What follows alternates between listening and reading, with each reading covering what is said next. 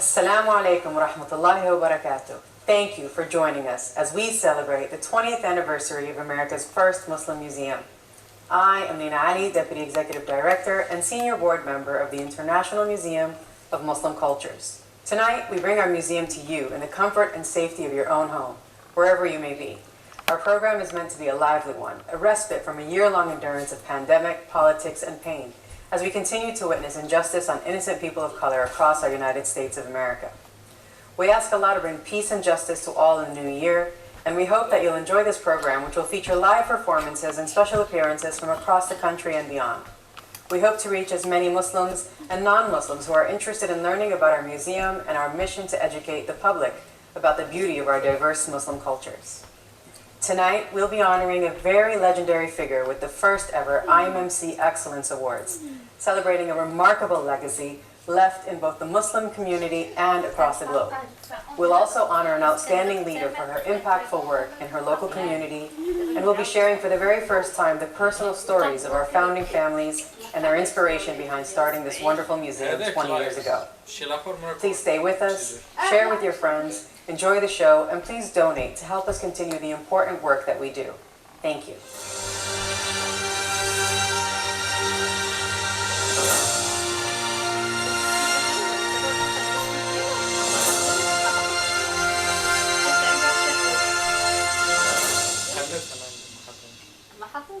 In keeping with our Islamic tradition, we start our program tonight with a recitation from the Holy Quran by our brother Alvaro Musa Franco from New Jersey. At IMMC, we pride ourselves in our efforts towards diversity and inclusion, and so throughout our program tonight, you'll see people from all walks of life, from different backgrounds, from all across the globe. Brother Musa, who is a Colombian American, will be reciting Al-Fatiha and verses 13 and 14 from Surah Al-Hujurat, which speaks of God's diverse creation and that the best of us are the ones that are the most righteous. Bismillahirrahmanirrahim. Alhamdulillahi Rabbil Alameen. Ar-Rahmanir-Rahim. Maliki Yawmiddin. Iyyaka na'budu wa iyyaka nasta'in. اهدنا الصراط المستقيم صراط الذين أنعمت عليهم غير المغضوب عليهم ولا الضالين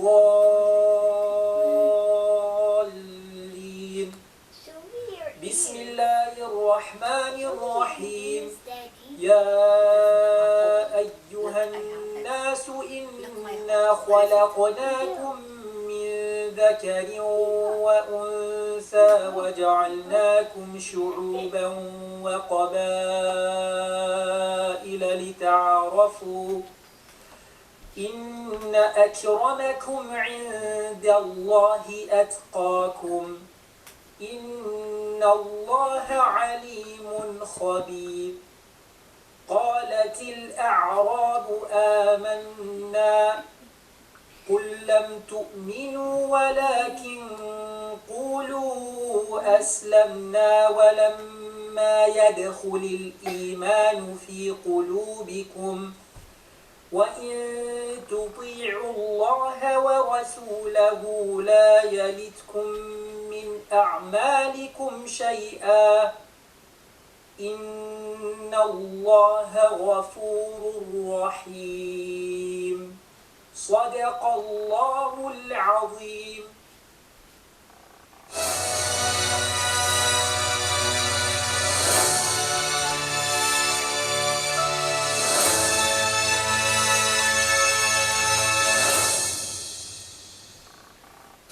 Assalamu alaikum, and thank you for joining with us tonight for this wonderful celebration.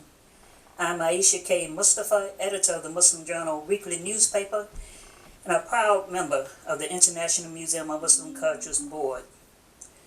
We are very proud of what we've accomplished at this museum, and most recent and most notably with our new Muslims with Christians and Jews, an exhibition of covenants and coexistence. This is based on many years of scholarly research done by Dr. John E. Mauro, among others, and a superb curatorial team led by Lena Ali, Jean Luckett, and Okola Rashid.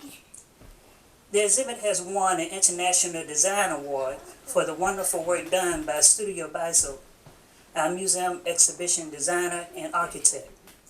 Let's take a look. This exhibit uncovers commonalities and shared doctrine between Islam, Christianity, and Judaism. The exhibit also showcases covenants of Prophet Muhammad and the ever first documented Constitution of Medina, a Muslim constitution in which rights of citizens, including Jews and Christians, were recognized and protected. The exhibit explores the historic and current relationship between Islam and America, as well as the struggle of the Muslims who were captured among the African slaves, the African American freedom movement, and against racial injustices. We hope you visit us one day in person. In this next segment, you will be introduced to one of the passionate founders of this museum. You will hear the heartfelt personal story of my sister and friend, co-founder and president of the International Museum of Muslim Cultures and the Islamic Thought Institute, Mrs. Okola Rashid. Love you much, Okola. To our audience, please enjoy.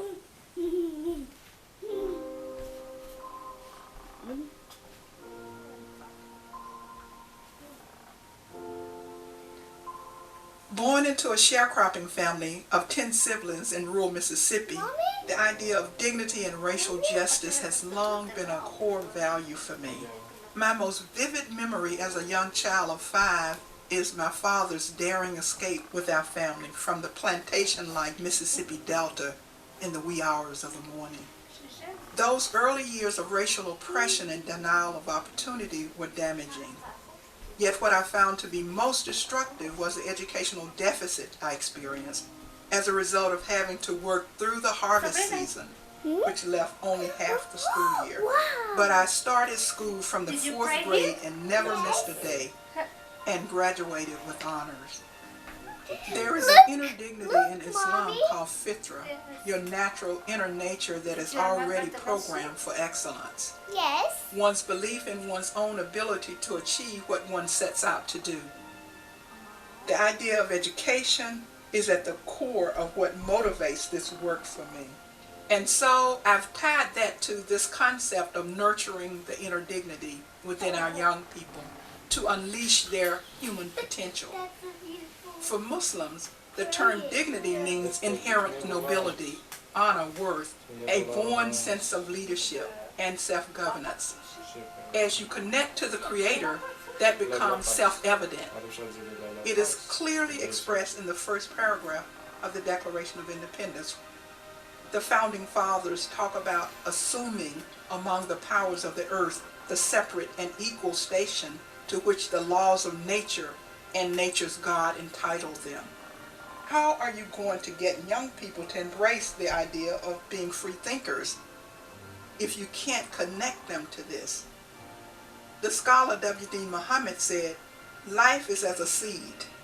For plants, if you lose the seed, no food. In human life, if you lose what it means to be human, that inner dignity, future loss.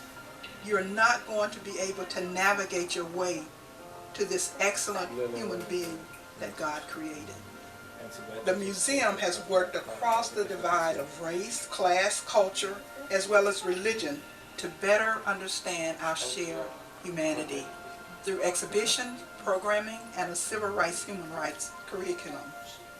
We launched an Islamic Thought Institute, and we are expanding the museum's reach nationally through our traveling exhibit program. We're not just saying to museums we have this exhibit. We actually utilize what we call a community-driven model to engage communities to build diverse collaborations. Our current exhibit challenges the negative narratives and stereotypes. Prophet Muhammad historically established pluralistic communities of Muslim, Christians, and Jews living together in harmony. These covenants have become the basis for freedom of what we call liberating theologies. Muhammad says, you will never enter paradise until you believe, and you will not believe until you love one another. There is one God, and thus one humanity. So he says, spread peace. During the freedom movement in America, African Americans wanted two things: One was civil rights, represented by Dr. Martin Luther King. The other was inner dignity, represented by the Honorable Elijah Muhammad. But really, it was one freedom movement, and so we represent those two poles coming together. Islam is a peace movement for freedom that continues into today as one movement for dignity, equity, and social justice, connecting with Black Lives Matter, immigrants' rights, indigenous peoples' rights. We need to work together to establish this pluralistic environment that we call divine unity, or in Islam, Tawheed. That's what the freedom movement is all about. People responding to that inner nature that you can't keep down as a human being. We all have a path to get back to our own being. How does every human being come to that, to achieve this divine destiny of doing good and fostering peace?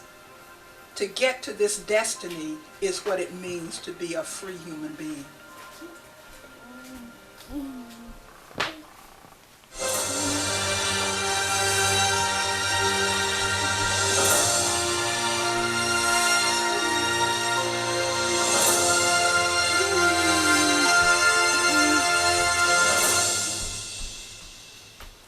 Thank you to my fellow board member, Sister Aisha Mustafa, for kindly introducing IMMC co-founder and president, Mrs. Okola Rashid. What an incredibly inspiring story by a woman that is relentless in her passion and perseverance. Okola Rashid is an educator, a mentor, and an advocate for social justice, human dignity, and interfaith and cross-cultural relations. Sister Okola has dedicated over 2 decades of her life to the establishment of the IMMC alongside her husband, Mr. Sababu Rashid, and her powerhouse partner, Mr. Ahmad Al-Turk, and his wife, Karen Al-Turk. Chairman Ahmad is a true leader in everything he does, from being the president of an award-winning engineering firm to organizing a local community in Jackson, Mississippi that would eventually formulate America's first Muslim museum. In the words of Okola Rashid, our families have found that our visions are aligned in terms of a world of respect for the human dignity of all people, justice, peace, and inclusion. We'll now hear from Ahmad Al-Turk, followed by his pillar of support and incredibly kind and sweetheart wife, Karen Al-Turk.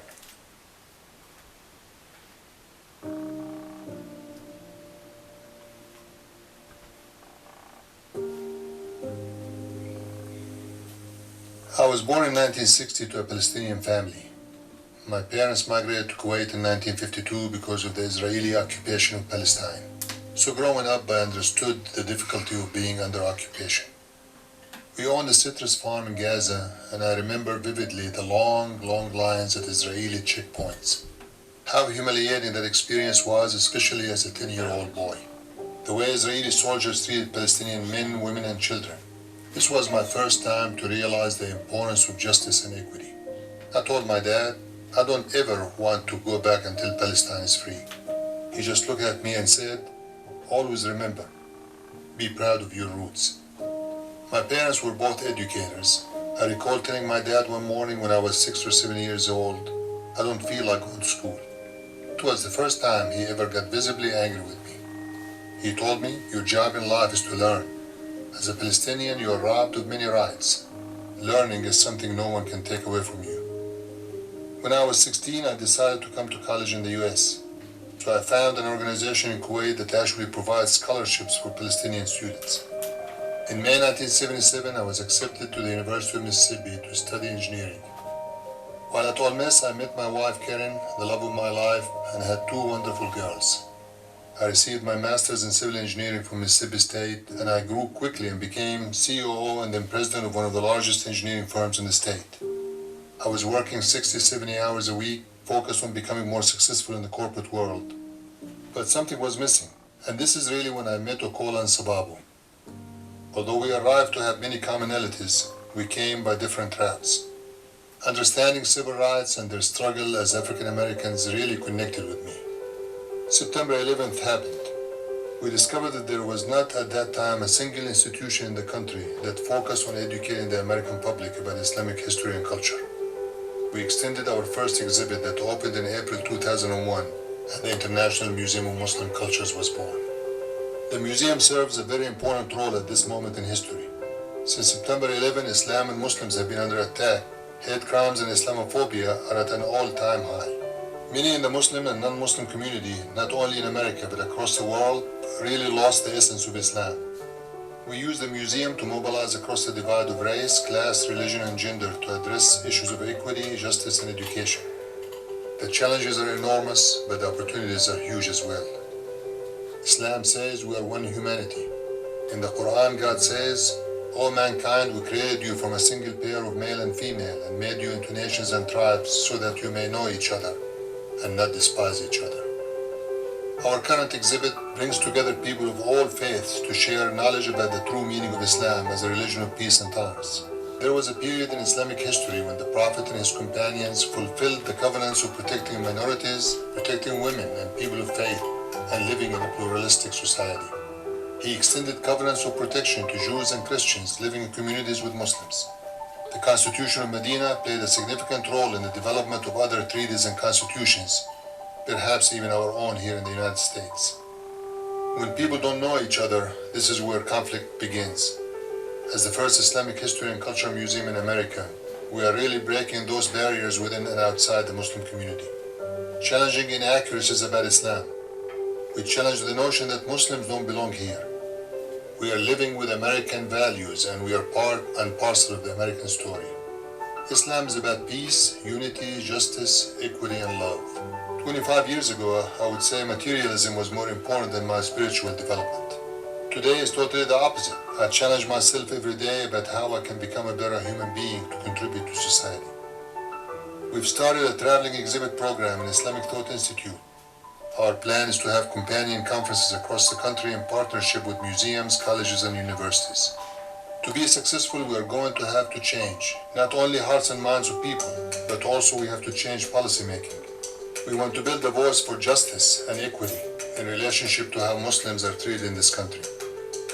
What better place to address human rights and dignity, justice, equity, and education other than Mississippi?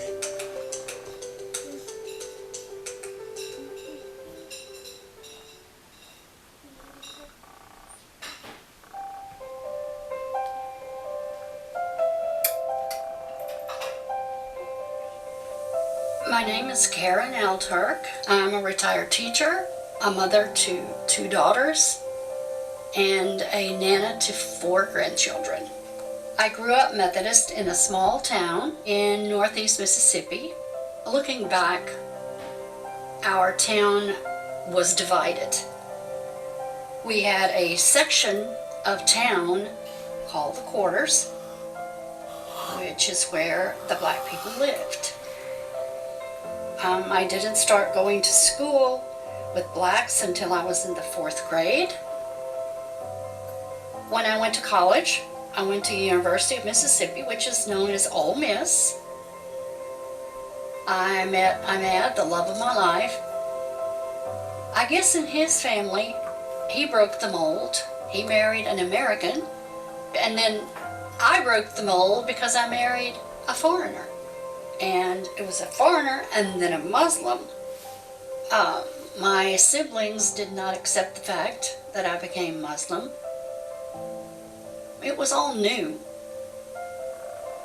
A Muslim is one who submits his will to God, who exhibits patience, perseverance, inclusion, and respect for all mankind. I've known Stababa and Okola for more than 30 years. Our families are the founders of the International Museum of Muslim Cultures. They don't make me feel that way, but I'm usually the short white person in the mix. Sometimes I think it makes me the bridge within the Muslim community. And there are about 30 to 40 different ethnic groups. It's easy for me to associate with any of the groups. I think the diversity we have is unique among the Muslim community, locally and nationally. And so our families have worked hard over the years to foster the relationship and the bond within our community. It's important because it's up to us to show people who Muslims are. It's necessary for the generation that's coming after us. I think the value in the moment that we're in is that we have to learn from past mistakes. Well, first of all, people have to admit they made past mistakes. And then maybe they can make some progress. Not only do you have to do that, but I think you have to, if you see a wrong, you need to try and make it right. If people would put prejudice aside and selfishness aside, then you could have a beloved community. Because I see the things that are going on, and it's time for people to listen. It's time now. Muslims are your neighbor down the street, the person in the grocery store, the person that you see walking in your neighborhood. The word salam is peace. You have to want for your brother what you want for yourself. Would you want to be treated that way? And for someone like me, born in a small town here in Mississippi, if I can help bridge the gap between knowing and not knowing who Muslims are, then I have played a small part.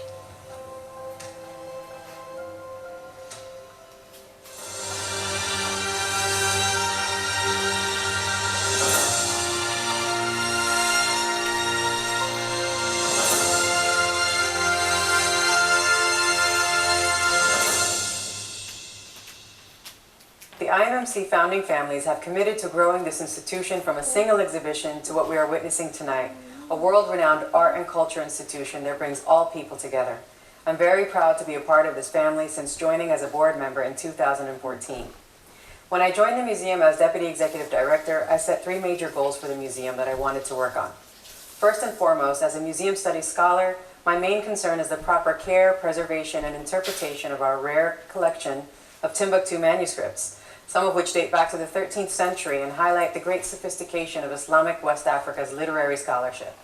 Your donations tonight will allow us to care for this wonderful collection and to be able to digitize and catalog the works for expanded use and accessibility through our virtual platforms. The second goal, growing from a regional institution to a nationally recognized one, actually started a few years ago with the rebranding of the museum and evolved into using more social media, PR, and marketing, as well as the implementation of virtual programming alongside our traveling exhibitions program. If you'd like to see the legacy of Timbuktu or the spirit of Ramadan or our Covenants and Coexistence exhibit in your city, reach out to us and we'll make sure to make it happen, inshallah. The third goal is to diversify beyond historic-based exhibitions by adding more visual art to our collection and establishing an art gallery. We're very happy to have procured several new pieces, and tonight we'll meet several wonderful artists who have kindly and generously donated their wonderful works to the museum. My colleague Nimr Afana will tell us more about one of the first pieces in our art collection. Assalamu alaikum, my name is Nimr Afana and I'm happy to be sharing this beautiful artwork with you. As Madame Lina Ali mentioned, we acquired this piece in 2019 as one of the first pieces in the IMMC Art Gallery collection, which will span both Islamic-inspired work and contemporary art by Muslim artists. This particular artwork is a paper cutting piece by a wonderfully talented Pakistani-Australian artist named Tawsif Ahmed. Mr. Ahmed started his creative career as a jewelry designer in Islamabad. He is also an award-winning calligraphist who is, interestingly enough, for the engineers out there, used AutoCAD to create lines and curves to write Surat Al-Rahman from the Holy Quran in Arabic. In regards to this piece here, it took Mr. Ahmed 3 months to create it. It measures 115 centimeter by 60 centimeters of fine gold decal paper cut with a scalpel tool. This piece is valued at around $13,000 and we are very proud to have it here in our museum.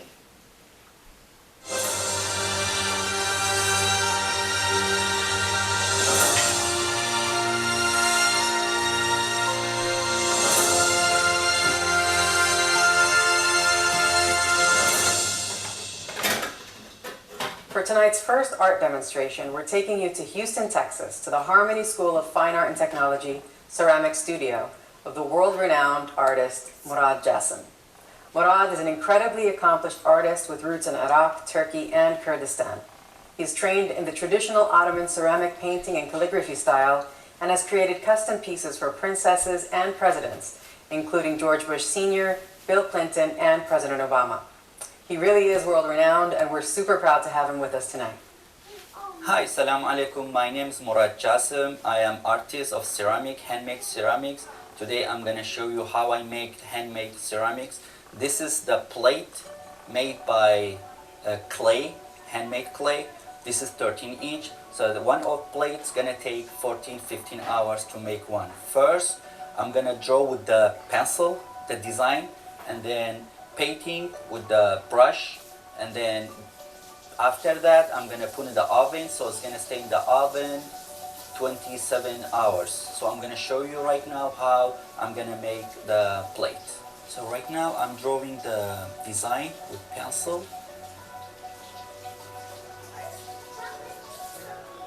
So right now I'm drawing the line with the brush paint. So I'm actually follow the pencil line right now that I drew it before. So right now I'm painting. This is blue color. You have to be patient. One plate is gonna take you 14, actually sometimes 16 hours. So this is gonna take 30 minutes, 45 minutes to get dry. And after that I'm gonna go one more line around the black lines. That is beautiful work, Murad. Thank you so much, mashallah. We're going to let you continue working on your piece, and we'll check back in later on in the show.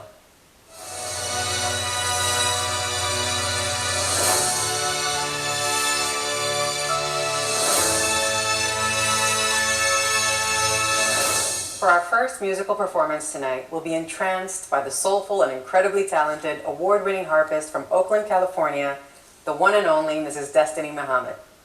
Destiny's signature style is inspired by pioneering jazz harpists Dorothy Ashby and Alice Coltrane, and is infused with a range of genres including Celtic and hip-hop. Destiny has opened for the East Bay Symphony, and she's a teaching artist at SF Jazz. Welcome, Destiny Muhammad.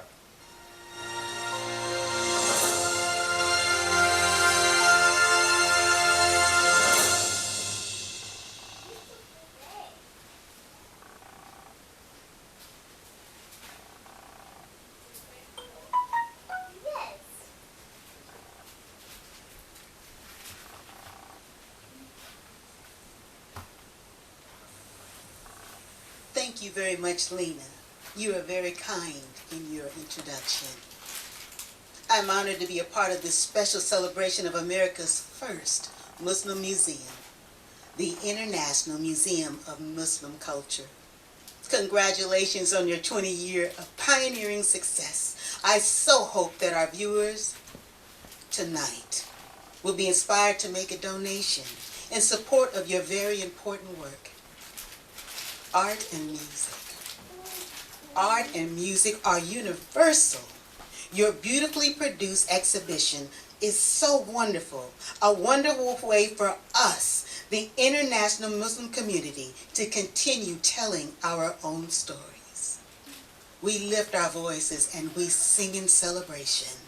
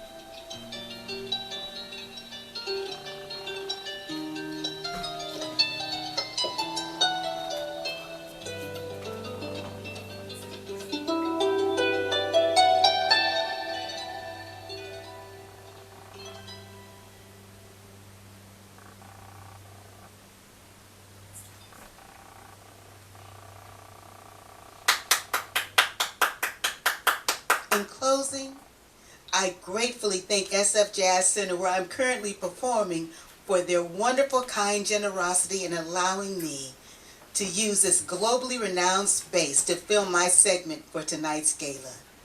Thank you so much again, and continued success, peace, and appreciation.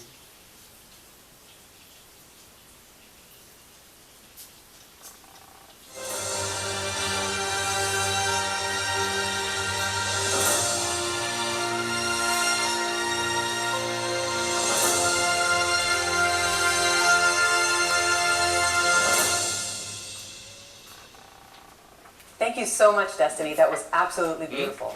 Once again, we thank SF Jazz Artistic Executive Director Randall Klein, Rebecca Mullion, and Christian Vela for their kind cooperation.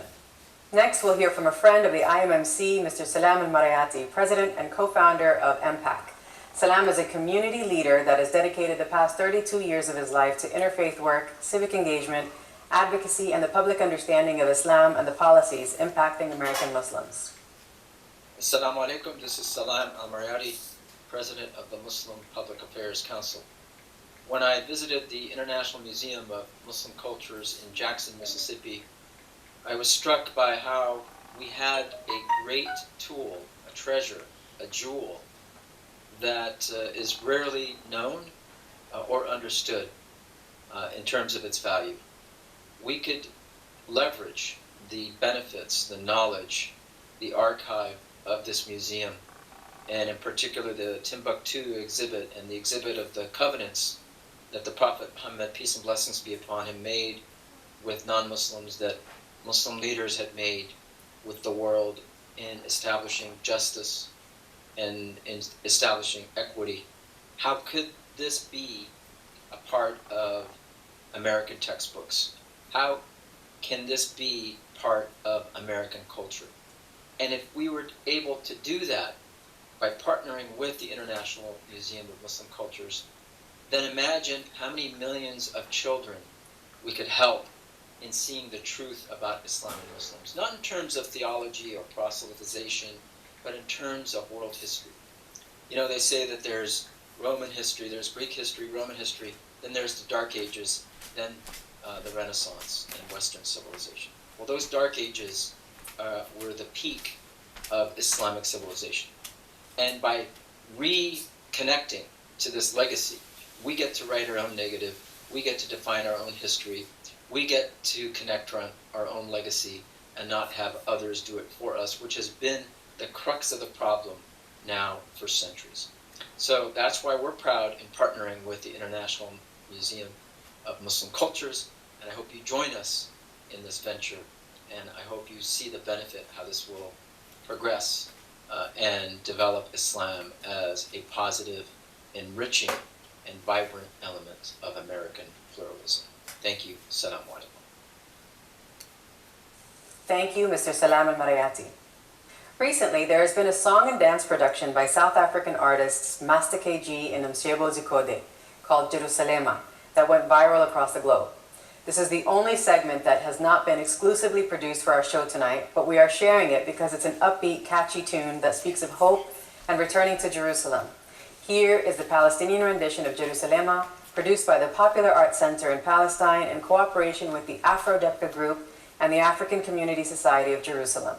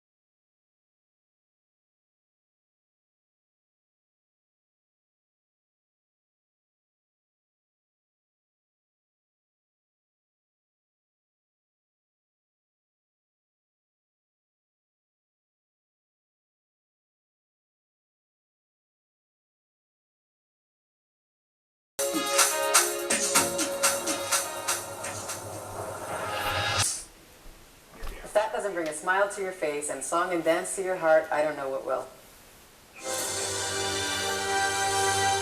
Watch out the camera. Don't throw.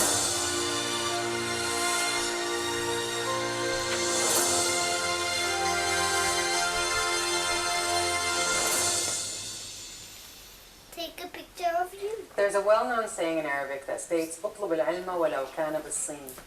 Seek knowledge even if it is as far as China.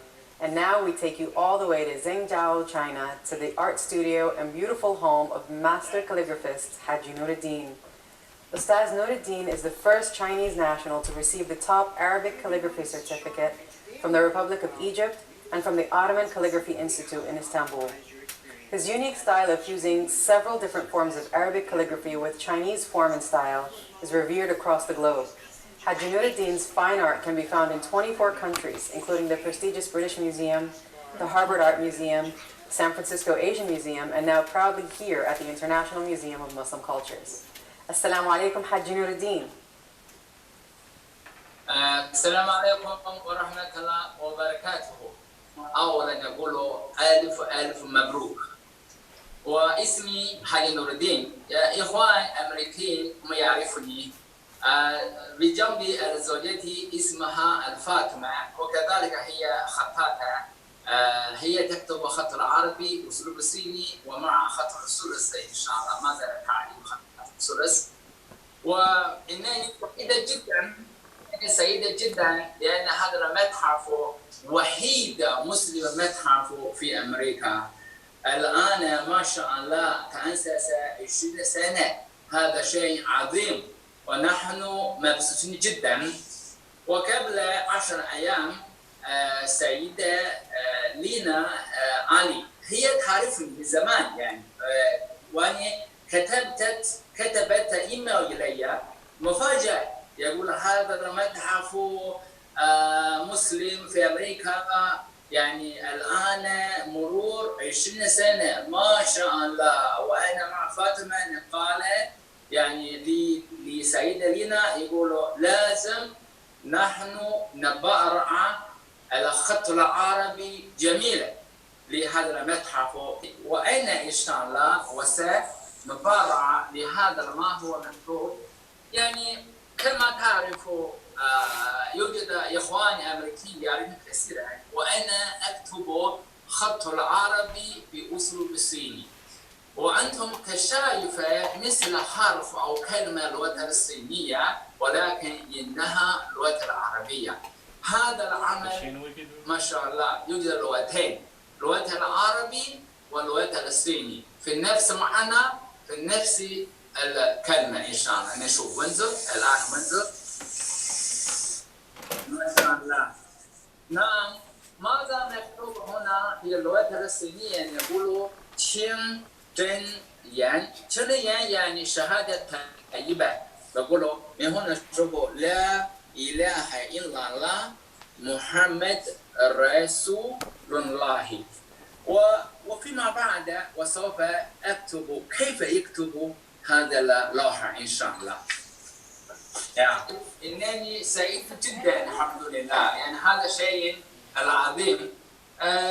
كما تعرفون في خط العربي يوجد أنواع كثيرة مثلا خط يعني خط العريض وخط يعني خط الرسم خط المرسوم وخط الفرشات يعني. والآن هذا فاطمة زوجتي هي كتب بخط العريض موجودة مثلا موجودة هنا مثلا موجود هنا. هذا كلمة فاطمة هذا يكتب فاطمة هذا يا شوفوا يا رحمن نقطتين منزل. هذا نقطتين فاطمة كتبت بالمروحة.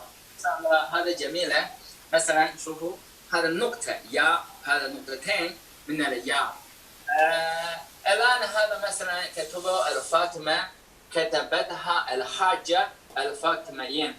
هذا كلام هذا كتب شدرية وقبل 4 سنين.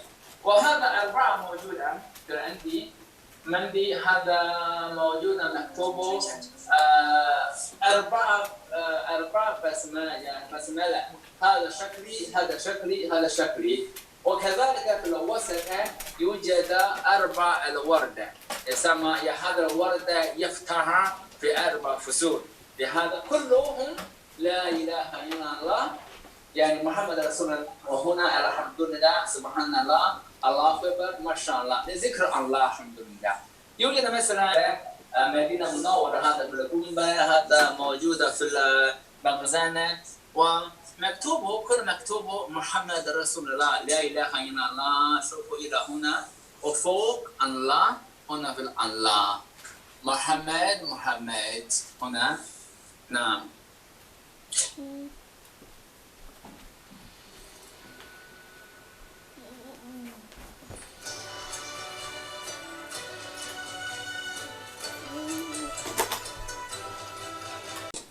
هاي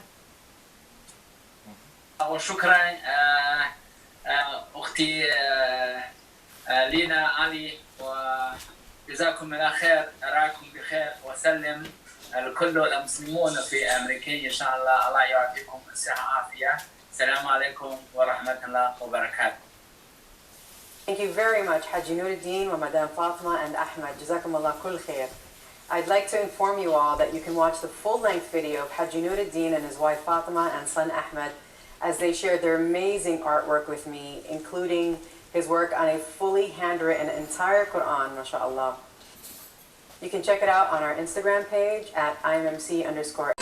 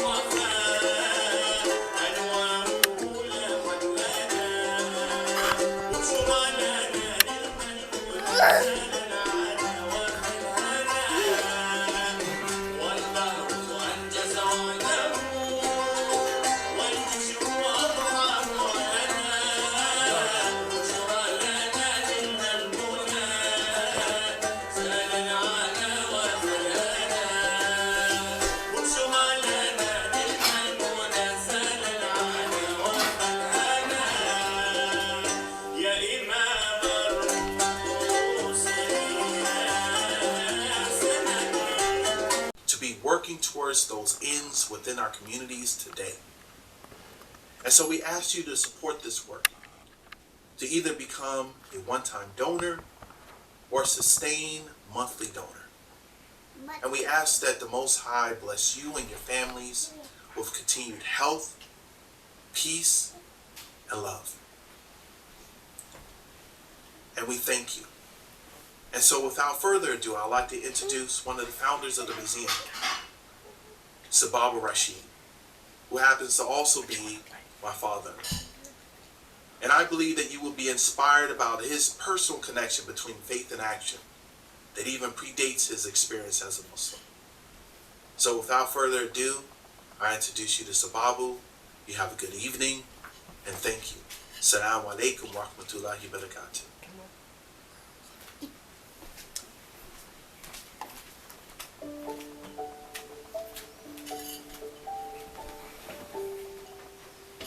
I grew up in the Fair Street area, throwing papers and things of that nature, around 10008-2. So I saw a lot of African Americans thriving, because that was our Black Wall Street of Jackson. These were both people in the civil rights movement and supporters who had their own practices and businesses. I saw doctors, lawyers, optometrists, restaurant owners, tailors, and shoe shop owners. I saw free people. I saw people who were brave. In my neighborhood, you heard the word "still away." People who were running from the Delta plantation late at night. The community, especially our family, will provide them clothing, food, shelter, jobs, and things of that nature. I saw that. I liked that. My grandmother was the primary caregiver because my mom and father had to work. She would put that coffee pot early in the morning. I'd get up and sit with her. She would teach us about religion, and she began to talk about race. And that's how I learned about the deep hatred whites had for our people. The big thing that jumped out when I was around 7 or 8 years of age was when Emmett Till was killed.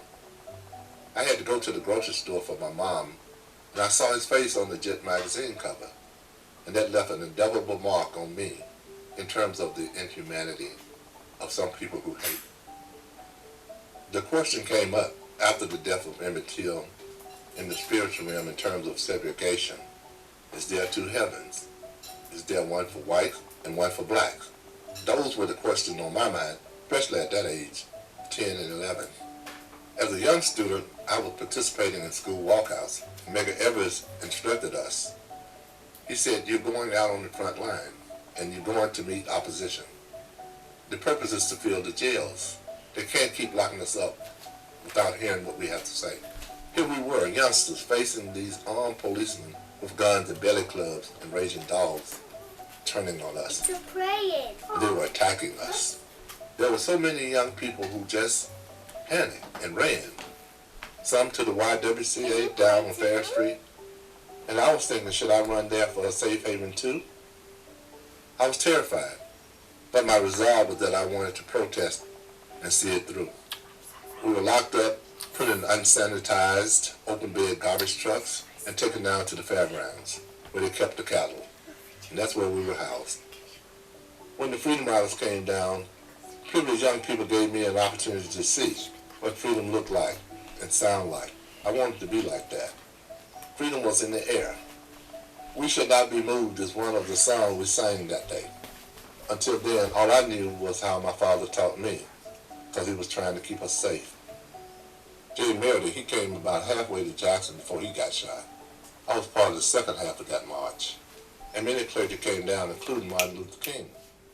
But it was very terrifying because there were police officers along the route, possibly snipers. We didn't know. I kept feeling like a rifle was beaming down on me. I began to experiment with other movements, but they failed to render the liberation that I was looking for. Malcolm X put the Nation of Islam on the map and came close because they had the moral fortitude and brotherhood. But it was Wallace D. Muhammad who reconciled my understanding of heaven and the spirituality that would be the force to truly tear down the walls of racism, injustice, and inequality. From the Quran, he said, there's only one God and there's only one humanity. No white over black or black over white. The only one that's best among you is the one who is more pious to his creator. Islam is about peace and brotherhood. And if we embrace these ideas, can we make a better society? The Quran says, spoil hatred with love. If someone show you hatred, you show them love, kindness. If someone is ignorant, then you try to enlighten them. You try to bring them to a better way of thinking. Next to our masjid, our place of worship, we are purchasing 65 acres to model how to build together and bridge together as one beloved community in fellowship with Christians, Jews, and others, right here in Jackson, Mississippi. Looking back at Fair Street 50 years ago, I think of my grandchildren. It made a difference. We made a way out of no way, changed laws, and opened up opportunities that will forever pave the way for future generations.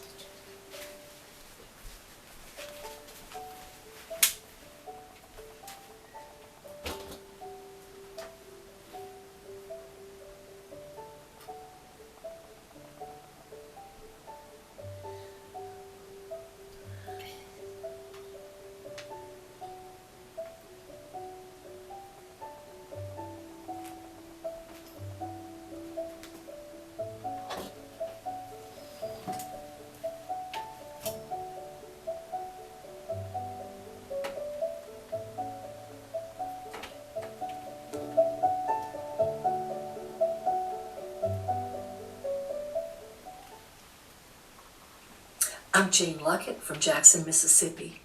It's been my honor and privilege to have been associated with the International Museum of Muslim Cultures since its beginning some 20 years ago. My first experience was working with them on the Moorish Spain exhibit, Its Legacy to Europe and the West.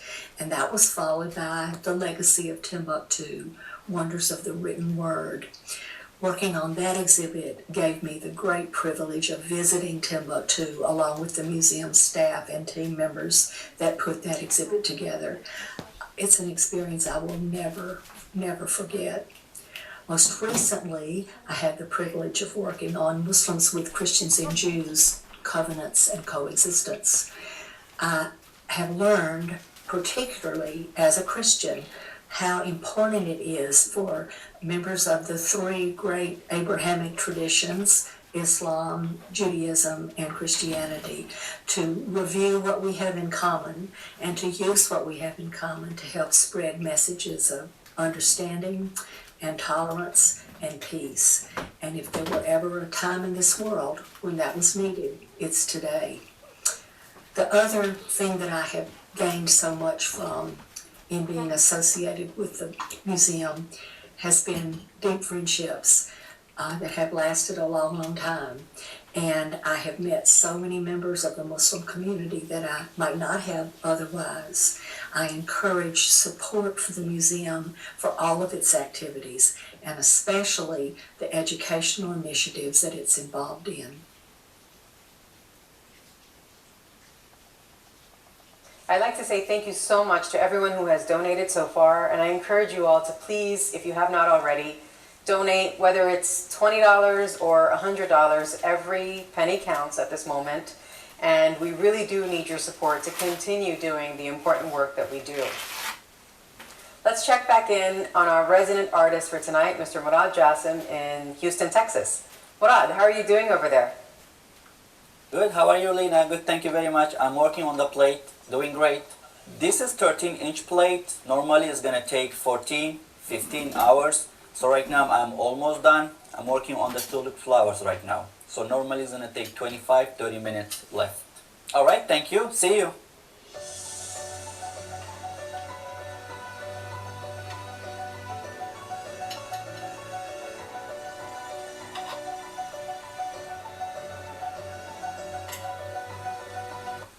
Wow, that's amazing. Very meticulous work. We'll let you get back to your work, and thank you, Murad. Next, you're going to meet a super cool digital media artist who has kindly donated a beautiful diptych artwork or two-piece work entitled Wakanda Forever. Yusuf Abdel-Jalil created this piece as an homage to the 2018 movie Black Panther. The crossed arms on the woman are the sign language symbol for love, and they're also the salute of Wakanda. Wakanda forever, love forever. Yusuf Abdel-Jalil now joins us from the city of Philadelphia, my hometown, which is known as the mural arts capital of the world, where he stands in front of one of the many amazing Arabic calligraphy-style murals by the North African artist, the Tunisian artist.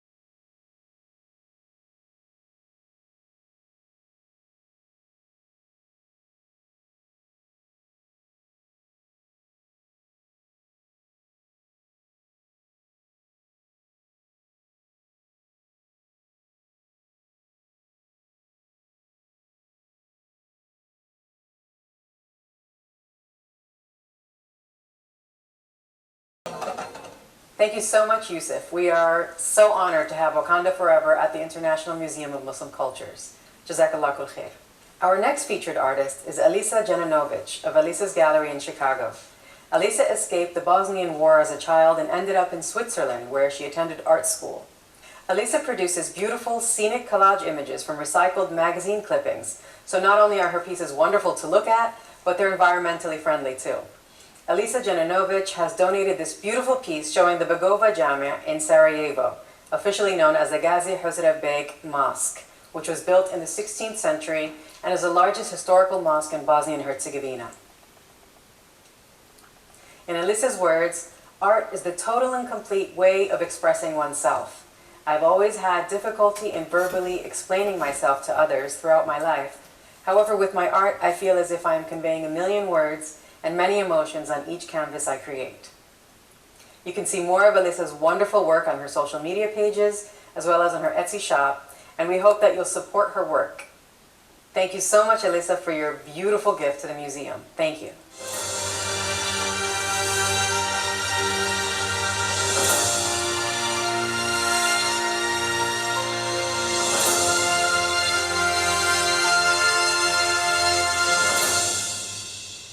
Now we'll be going on-site to the IMMC gift shop at our 101 East Capitol Street location in Jackson, where my colleague Savannah Willis will tell you all about our offerings, and she'll share some of her poetry from her newly released poetry book. Savannah? Assalamu alaikum wa rahmatullahi wa barakatuh, and hey y'all, I'm Savannah, and welcome to the International Museum of Muslim Culture's gift shop. At our shop, we have an array of items, from t-shirts to home accessories to the latest and best book titles from authors from across the globe. I'd like to take a few moments to highlight some books that were donated to our shop for this fundraiser. Here we have Healing Politics by Dr. Abdul Al-Said, whom many of you may know as an epidemiologist and a regular on CNN who recently ran for governor of the state of Michigan. This is a timeless book, and you can pick it up online today at www.muslimmuseum.org. Referred to as what some call the Muslim Martin Luther King Jr. and the cause of what some call the largest conversion to Orthodox Sunni Islam in history, we are proud to carry the lectures of Imam W.D. Muhammad in Life, the Final Battlefield, as well as the Prophet Muhammad, peace be upon him, the perfect man, the complete man. We are honored to carry these publications. We have this exciting new book, fresh off the press, from Harvard Museum Studies scholar Mr. Charles Moore. As an art historian and a previous Wall Street investor, Moore's book offers excellent art investment tools for the Black art collector. We also have this wonderfully written autobiographical account of art and family and spirituality by Professor Holiday Salam of Radford University in Virginia.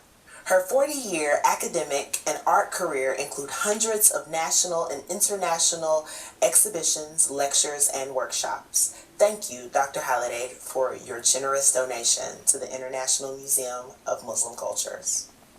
And in an effort to keep the beautiful tradition of poetry alive, I will share a selection from my new book, which is also available here in the gift shop, 30 Before 30, Sooner Rather Than Later.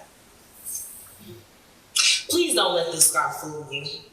Don't think because I covered my crown, shine diminished, I am walking jewel and ruby and diamond and gem. Don't think concealed commodity be dimmed, I dare to shine. Dividing darkness, direct reflection of divinity, spirit dwells within thee if you happen to come up against me. Please don't let this scarf fool you. Don't let smooth taste subdue you, I will put hair on your chest. A persistent challenge demanding only your best, with every seductive secret kept and yet attraction is inevitable. All offers easily rejectable, regardless of how respectable. I am not booty called delectable or good time. This is wife material, lifetime collectible, so please don't let this scarf fool you. I didn't suddenly become submissive and silent, didn't transform into terrorist and violent. My language still colorful and vibrant, still southern and sweet with a hint of nice nasty behind it. This piece of cloth didn't shrink me, I am still walking giant. Neck rolls, finger pops, and still sprinkle my speech. Not privileged to hide, have to be seen to teach. I control what you see. Ain't nobody promoting me. Been driving since the age of 16, so please don't let this scar fool you.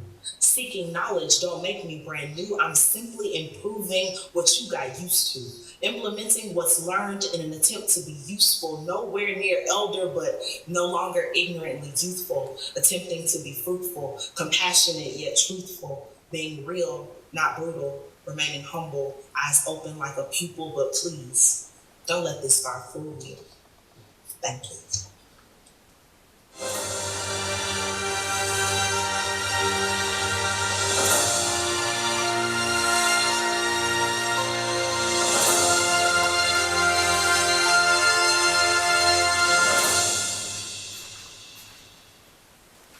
Murad, it looks like you're almost done there. Is that correct? Hi Lina again. Yes, I am done. So right now this is the plate. So right now I'm going to glaze it. After glazing, it's gonna go to the kiln. So I'm gonna show you how I'm going to glaze it. So in a normal situation, your ceramic piece would sit in the kiln for about 14 hours and you'd come back the next day for the finished product. Can you show us what that would look like, Murad? Yes ma'am, this is correct. So right now all the colors, it's not very shiny, and after kiln, when it's gonna come out, it's gonna be very shiny, very clear colors. Well, that's awesome, Murad. Thank you. We'll let you go ahead and glaze the plate and we'll come back in a moment. Thank you, Lina. See you.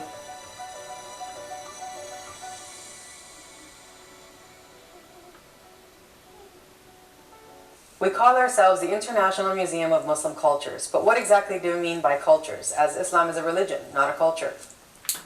Well, we mean literature and scholarship, visual and performing arts, food and language, music and clothing, as well as other folk and heritage characteristics that unite or differentiate us as Muslims. In this next segment, I'm delighted to be sharing with you a mini virtual textile exhibition of wedding dresses from 5 different Muslim countries, including Afghanistan, Morocco, Indonesia, Palestine, and the Sultanate of Oman. Each dress in this fine collection was carefully chosen to highlight the essence of the style, form, and fabric from each country. They are clear, symbolic representations of the nations they originate from, and for the most part, they cannot be confused with the national dress of any other country in the world.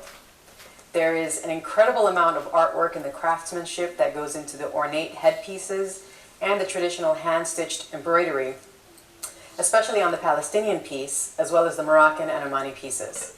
I hope you love these dresses as much as I do.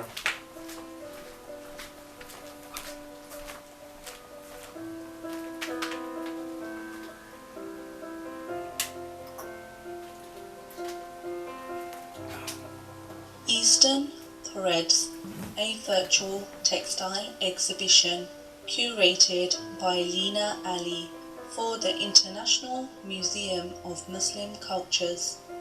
Every little girl dreams about her wedding day dress.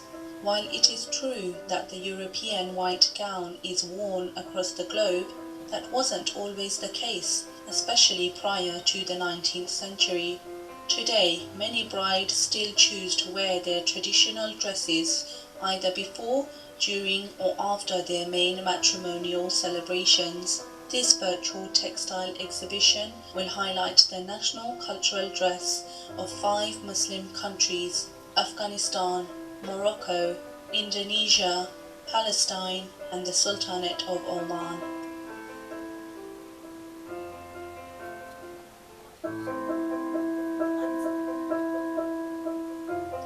Emerald green is the official color an Afghani bride wears to symbolize prosperity and paradise. This particular dress includes a luxurious red velvet bodice and skirt embroidered with metallic gold motifs and blue and gold brocade sleeves. The loose-fitting turban or emerald green silk balloon pants are trimmed at the ankle with multicolored woolen threads. The same brightly colored threads are used to decorate the green head cover called a chador. Handmade silver jewelry incorporates stained glass and antique coins, which can also be found on the waistline, along with small decorative round mirrors and gemstone pendants.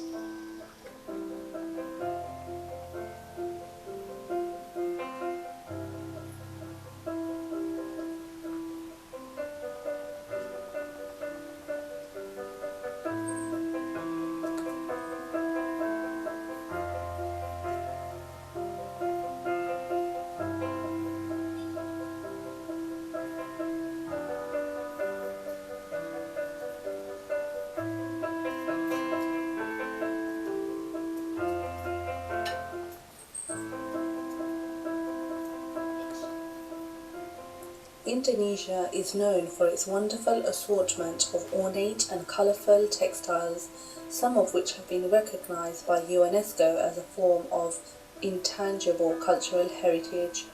Luxurious materials such as silk brocade and velvet are used for wedding dresses such as this one from the Minangkabau highlands in West Sumatra.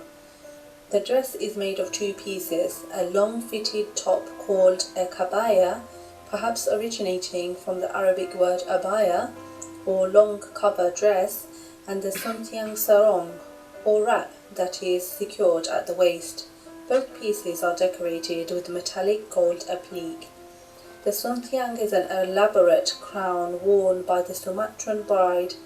It is an ornate headdress made of layers and rows of intricate gold metal designs, usually adorned with fresh roses and garlands of jasmine.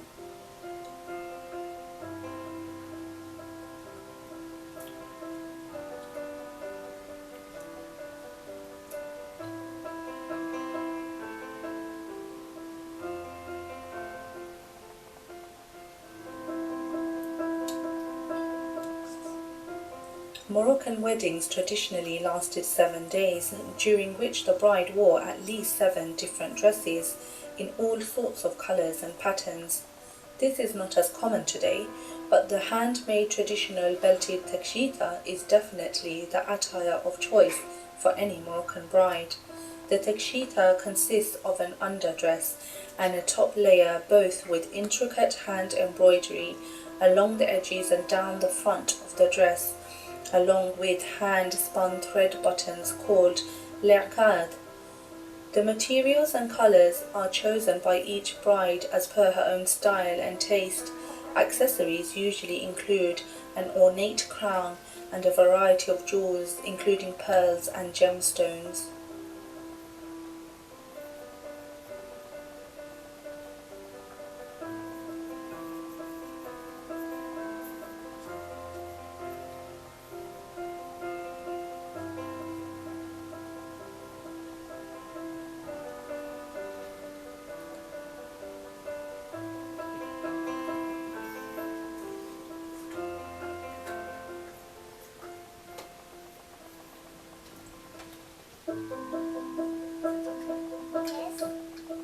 The Palestinian thobe is a symbol of pride and solidarity worn by women throughout the land of Palestine and the diaspora. Traditionally worn by villagers in Palestine, the thobe today is worn by women across the globe in an effort to preserve a heritage and culture that is endangered by political forces of ethnic cleansing and settler colonial erasure. Palestinian embroidery, or tatreez, is a centuries-old folk art tradition passed down from mother to daughter. Designs and colors vary from village to village, and motifs include florals, pottery, birds, and geometric shapes created in cross-stitch, herringbone, or traditional techniques such as the almond blossom stitch or the manjal. The thobe is made of a chest panel called a kibba and side panels called uruq or vines. This particular thobe is fully covered in embroidery, making it a very special creation.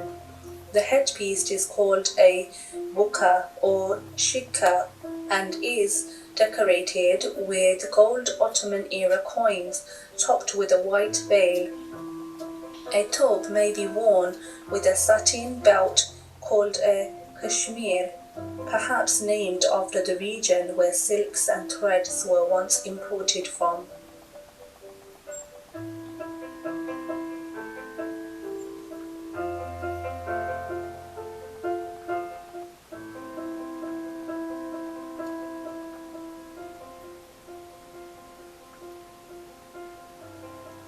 The traditional wedding dress of the Sultanate of Oman features a long tunic top called a thobe, worn with trousers that are embellished with beads and metallic threading from the knee to the ankle, known as a sirwal. The top is heavily decorated with beads and crystals in the chest and sleeve areas. A standard hijab is worn to cover the hair and topped with a gold or silver headdress adorned with dinar coins. The overall look is completed with the addition of a luhab, which covers the woman's head, back and shoulders. Omani wedding dresses are meant to be brightly coloured, ornate and filled with hand-stitched patterns, crystals and beads in various sizes and colours.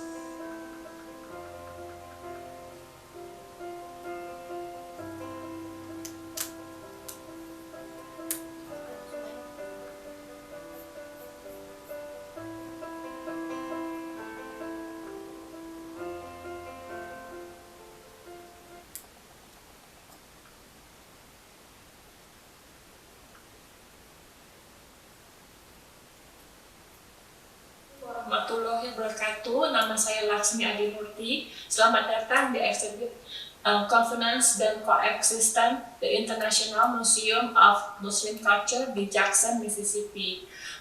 Kami mengucapkan banyak terima kasih kepada Ibu Konsul Dr. Nana Yuliana dan staf dari Indonesian Consulate di Houston, Texas atas sumbangan seperangkat pakaian adat dari Sumatera Barat, Indonesia. Kami mengundang seluruh komunitas Indonesia untuk berkunjung ke museum pertama di Amerika ini dan mengambil pelajaran dari museum ini. Terima kasih. Assalamualaikum warahmatullahi wabarakatuh.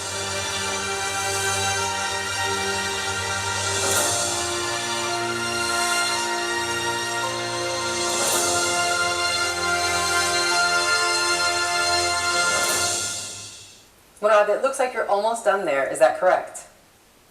Yes, Lena. This is the second day. We're gonna open the kiln. Ready. That. This is the plate. So right now it's shiny.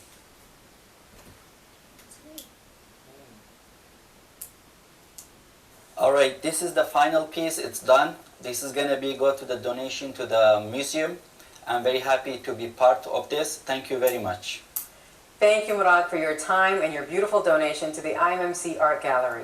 We are incredibly happy to have a Murad Jassim piece in our collection, and I'm sure everyone enjoyed learning from you tonight. Shukran jazilan.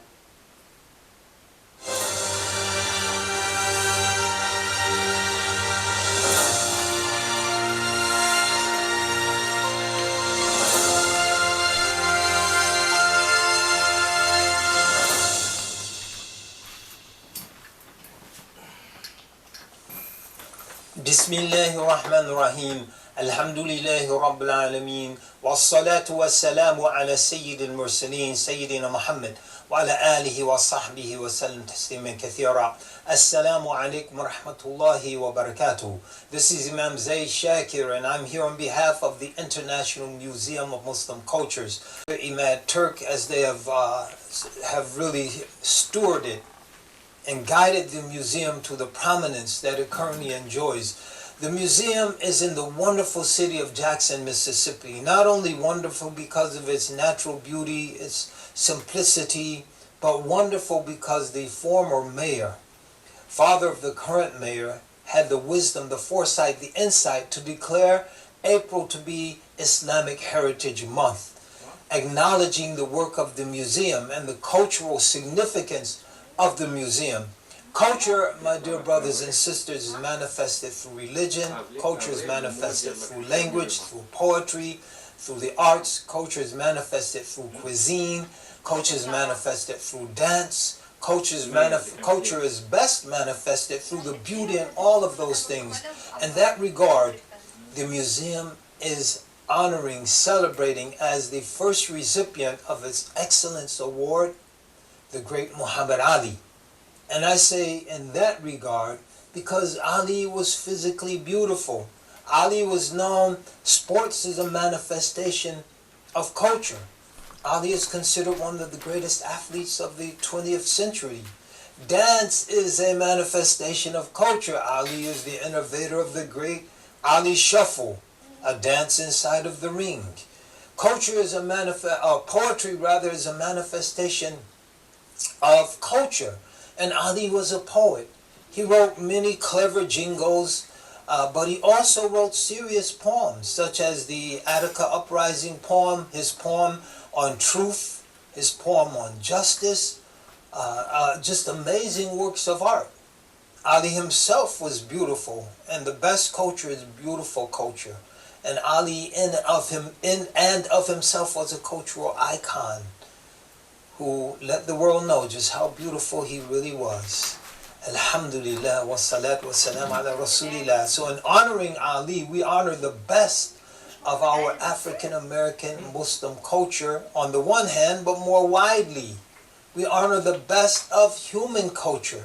May Allah reward the reward for their insight and their vision in giving this inaugural award posthumously to Muhammad Ali. The reward will be received by Lani Ali on behalf of the Muhammad Ali Center, the wife of the greatest. They say behind every great man there's a great woman. Or they say behind every great man there's a woman rolling her eyes.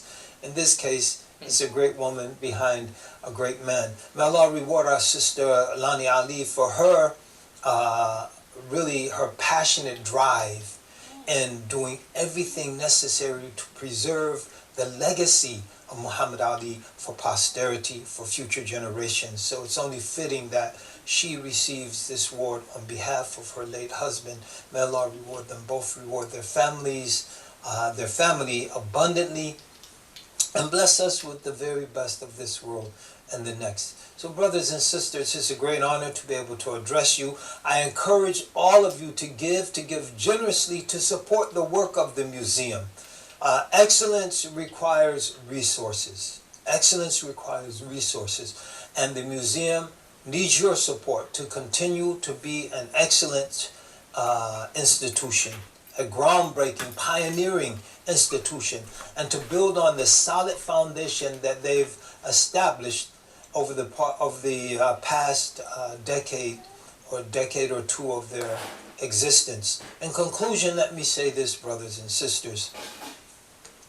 We pray that future recipients of this reward will be able to measure up to the high standard of excellence, of dedication, of courage, of self-sacrifice that was set, of generosity that was set by Muhammad Ali.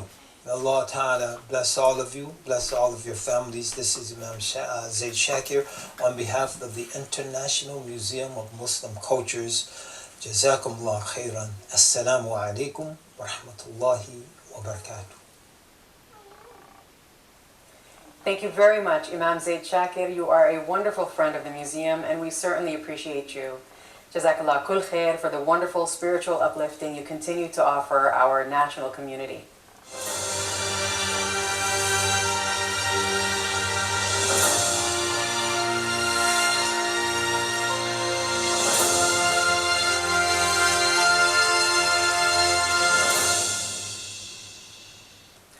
And now for the highlight of the evening, we'll be presenting the 2020 IMMC Excellence Awards. This award is meant to publicly recognize and celebrate Muslims and non-Muslims that are doing amazing things within their local communities and beyond. This award highlights professionals for excellence in their respective fields, excellence in art and culture, and excellence in humanitarian and social justice work.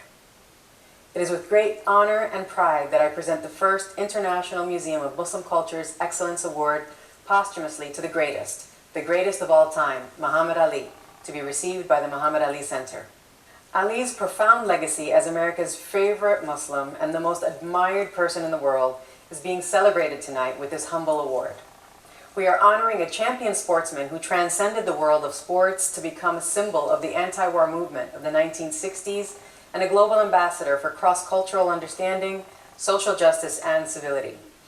His humanitarianism and relentless pride in Islam continues to inspire millions across the globe as his memory remains ingrained in our hearts. Rahmatullah alayh.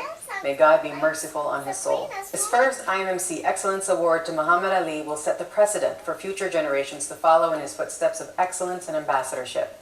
And it sets a high bar for future awardees who will have had to dedicate many years of service to sharing the beauty of Islam through their work, art, and activism.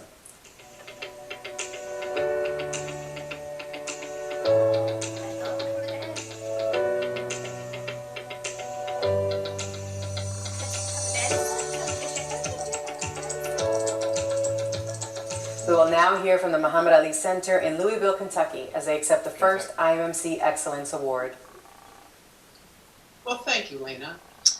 Well, on behalf of the Ali family, I'd like to thank the International Museum of Muslim Culture for honoring my husband, Muhammad Ali, posthumously with their first Excellence Award. Throughout his life, Muhammad recognized the many blessings that Allah had bestowed upon him, and understood that he had a responsibility to use those gifts to help others, to be in service to others. And he used to tell me and the kids daily, service to others is the rent we pay for our room here on earth. And Muhammad used his celebrity and public platform to reach across America and across the globe to shine the light on social injustices and to bring hope and inspiration to those who had lost hope that their lives held any kind of promise for them to overcome their particular circumstances. His very presence became a powerful inspiration to so many. Muhammad lived before the age of social media, yet he was able to reach and accumulate fans across the globe and into some of the most remote areas on Earth, places where even today technology does not exist. And he was able to accomplish this because he never met a stranger. He loved and befriended people, only caring about listening to their stories and connecting with them on a personal level. Politics, religion, race, wealth, all of the things that we allow to divide us, he ignored. He purposefully looked for ways to bring people to him, not push them away. And Muhammad knew how to connect to our shared humanity. He knew the secret. And the secret was unconditional love for all people, leaving lots of room for forgiveness. It's easy to say, but so hard to do. And although Muhammad is no longer with us, he continues to live in the hearts and minds of many. And thankfully, he is alive in the hearts and minds of those who join us today. Muhammad used to tell us we should all be in a race to do good. So I'd like to leave that with you. Tomorrow morning when you wake up and every morning hereafter, think about Muhammad and be in a race to do good. Muhammad would be so proud. Thank you. Good evening. My name is Donald Lassiere, and I'm President and CEO of the Muhammad Ali Center here in Muhammad Ali's hometown of Louisville, Kentucky. And it's my honor and privilege to accept this first ever Excellence Award on behalf of the Muhammad Ali Center staff, board of directors, and leadership team. The Ali Center just turned 15 years old this year. We're a 501c3 organization where we provide educational services throughout our community as well as the nation and globally. The Muhammad Ali Center is also affiliated with the Global Communications Department of the UN, and we are also a proud member of the United States Civil Rights Trail. The center uses Muhammad Ali's 6 core principles to undergird everything that we do here. Those principles are dedication, conviction, confidence, giving, respect, and spirituality. It's in the principle of spirituality that we're so excited to be receiving this award. As you all know, Muhammad was a proud Muslim and he was an African American. So spirituality was the center of his life, and also as well as respect.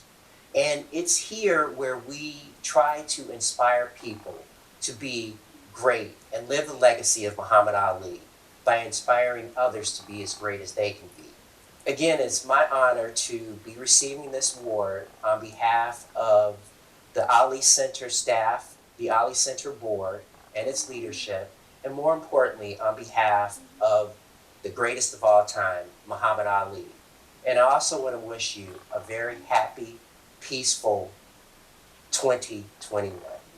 Thank you very much.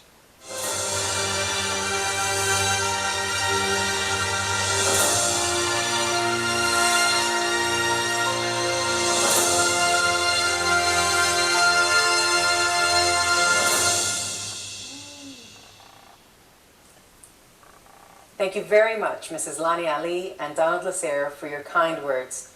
We wish you all the best as you continue to carry on the legacy of the greatest at the Muhammad Ali Center. I'd like to add that I had a wonderful conversation with the sweetest Mrs. Lani Ali a few weeks ago, and you can now watch the full recording on our website at muslimmuseum.org. We have a second IMMC Excellence Award tonight, which honors a pioneering leader in the greater Milwaukee area. Mrs. Janan Najib is a microbiologist by training and is currently the president and CEO of the Milwaukee Muslim Women's Coalition, founder and director of the Islamic Resource Center and Library, the Milwaukee Muslim Film Festival, and Our Peaceful Home, a domestic violence program that supports women and children in her community. She is also the founder and publisher of Wisconsin's first Muslim online newspaper, the Wisconsin Muslim Journal, as well as the founder of the Wisconsin Muslim Civic Alliance, which encourages participation in the electoral process. Janan Najib has presented over 2,000 lectures, panels, workshops, and presentations on topics ranging from Muslim beliefs and practices, women's rights, civil rights, human rights, immigrants, refugees, science and medicine, political topics, voting rights, and social justice. Janan is a board member of the Marcus Performing Arts Center, Wisconsin Public Radio, and the Wisconsin Historical Society. She has been an adjunct professor and has previously served on the board of directors for the Islamic Society of Milwaukee, the Muslim Catholic Women's Dialogue, among many others. She has earned multiple awards, including CARE's National Award for Activism, the University of Wisconsin-Milwaukee's Scholar in Residence Award, the Interfaith Conference's Award for Social Justice, and the Dr. Martin Luther King Jr. Celebration Award. I've shared about 50% of Janan's inspiring accomplishments, and I know she'll continue doing the best she can in service to her faith and her community. Congratulations, Janan Najib. Thank you so much, Lena, for this wonderful honor. I am so humbled and in awe of receiving the first annual Excellence Award from the International Museum of Muslim Cultures. This award is especially important because it really holds dear so many of the things that we here at the Milwaukee Muslim Women's Coalition and the Islamic Resource Center value. The idea of sharing our culture, our Muslim history, our art with the broader community is so important in building those bridges of understanding. I know that in the same way that the Milwaukee Muslim Women's Coalition and the Islamic Resource Center has been working tirelessly, that the two individuals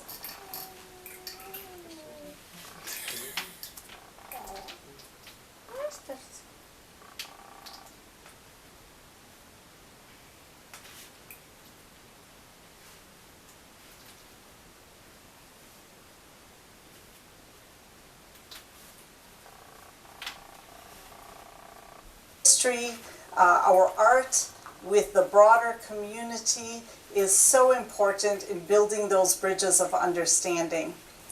I know that in the same way that the Milwaukee Muslim Women's Coalition and the Islamic Resource Center has been working tirelessly, that the two individuals that helped start the International Museum of Muslim Cultures, Mr. Ahmad Turk and Mrs. Okalo Rashid, have really put so much effort to make a difference in their community.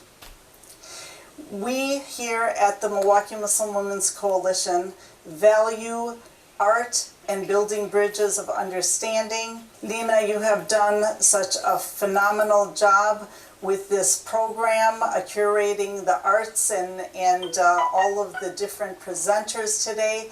And I think that you are such an inspiration to so many of us. And I know you through the Spirit of Ramadan exhibition that we did here in Milwaukee, which we had hanging in Milwaukee City Hall for about a month.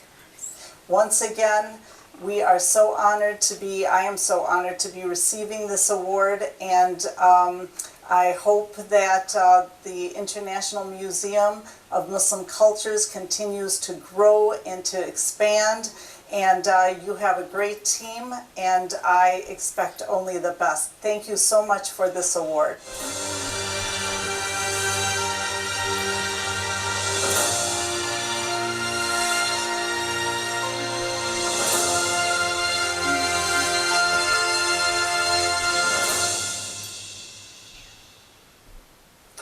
For our final art performance tonight, I leave you with the beautiful Dania Halak. Dania is an up-and-coming Syrian-Croatian-American musician based in Brooklyn, New York. She has a degree in music from the Ivy League University of Pennsylvania and has performed at various venues from the Smithsonian to the New York Fashion Week. Her background has exposed Dania to everything from the soaring Arabic melodies of Fairuz to the soulful alt-pop sounds of Lana Del Rey and the jazz of Billie Holiday. Dania will be sharing a unique trilingual mashup she created especially for our program tonight. And before I leave you with Dania, I'd like to say once again, thank you so much for joining us tonight. Thank you for all of your generous donations, whether they were in-kind donations of time and service, art and publications, or financial donations, which you can continue to make over the next few weeks at muslimmuseum.org/donate. I remind you that you can make a one-time donation or a recurring monthly donation of any amount you like that will help the museum cover our monthly overhead costs. I hope you've thoroughly enjoyed tonight's show, and I invite you to please continue to share the link with your friends and family, as we'll be keeping it up into the new year on www.muslimmuseum.org/gala. Perhaps we'll enlighten the heart and mind of a single person who otherwise knew nothing or the wrong thing about our beautiful Muslim culture. Please stay safe, stay warm, and stay faithful as we move into a new year, inshallah, better than the one we've all just experienced together. I am Lina Ali, Deputy Executive Director of the International Museum of Muslim Cultures. Assalamu alaikum wa rahmatullahi wa barakatuh. I will always love you. How I do. I let go of a prayer for you. Just a sweet word. My table is prepared for you.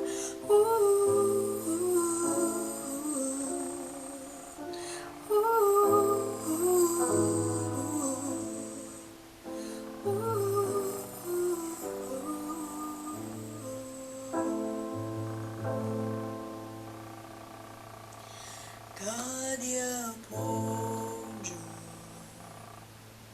na bemashu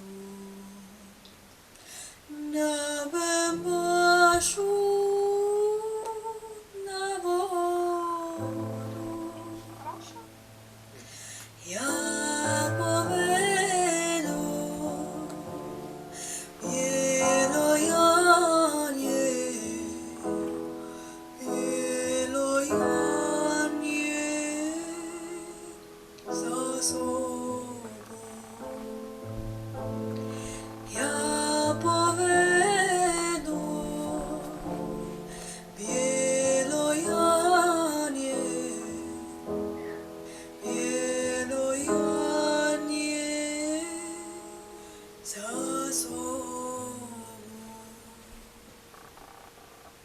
طلع البدر علينا من ثنيات الوداع وجب الشكر علينا مدى لله داع أيها المبعوث فينا جئت بالأمر المتاح جئت شرفت